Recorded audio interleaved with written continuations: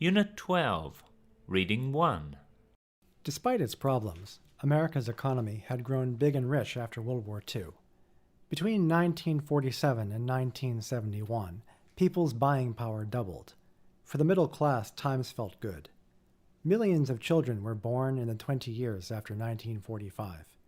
Children of this baby boom started to become young adults by the late 1960s. Through the 1960s, nearly every family had TVs and refrigerators. More than 75% owned cars. Television became an important way of getting news and entertainment. TV also became a very important way for politicians to influence the public. Major highway projects had begun in the 1950s, and as suburbs grew around cities, people used cars more than public transportation.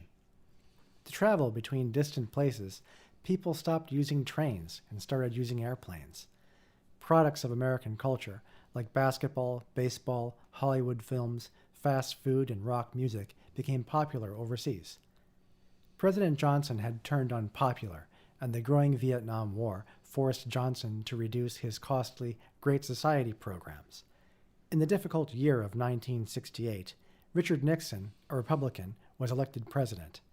Nixon was an experienced politician, first as a congressman from California, then as vice president under Eisenhower from 1952 to 1960. His 1960 presidential campaign had narrowly lost to John F. Kennedy. Although President Nixon had strong anti-communist beliefs, he took steps towards peaceful coexistence with big communist countries. He signed agreements with the USSR to slow the nuclear arms race in 1972. He was also the first U.S. president to visit communist China in the same year. China's relations with the USSR had become poor, so China wanted more international friends. Nixon and his foreign policy advisor Henry Kissinger believed that friendly relations with China would weaken the Soviet Union. From 1972 to 1974, Americans were surprised by the Watergate scandal. Nixon's 1972 re-election campaign had illegally collected money and ordered illegal activities, like burglarizing Democratic Party offices in the Watergate Hotel in Washington, D.C., and spying on his political enemies.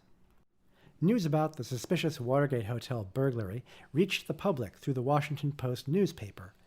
Congress began an investigation in early 1973, but the White House would not willingly cooperate.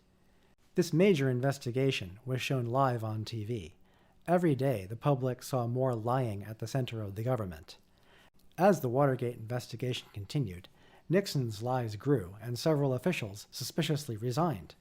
Nixon said he knew nothing about Watergate, but witnesses and secret tape recordings of White House conversations made this hard to believe. Nixon resigned in 1974 because Congress planned to impeach him and his allies would no longer support him in Congress. His vice president, Gerald Ford, became president and pardoned Nixon. Repeated lying in the Watergate scandal and the Vietnam War had badly damaged the public's trust in government. Many people started to believe that politics and the media had become dishonest and rotten. Others believed that the government had grown so large that it was out of control and it interfered too much in private business. The country was still bitterly divided by the wide cultural changes of the 1960s. Desegregation and racism were still creating conflicts in society. Just as liberal reformers had been politically organizing to change the country, conservative Americans were organizing their own political movements as well. A Democrat, Jimmy Carter, became president in 1976, but the country faced difficult problems like inflation, high oil prices, a slowing economy, and U.S. diplomats being held captive in the 1979 Iranian Revolution. The public thought Carter was weak and ineffective. In 1980, the conservative Republican Ronald Reagan, a former actor and governor of California, was elected president.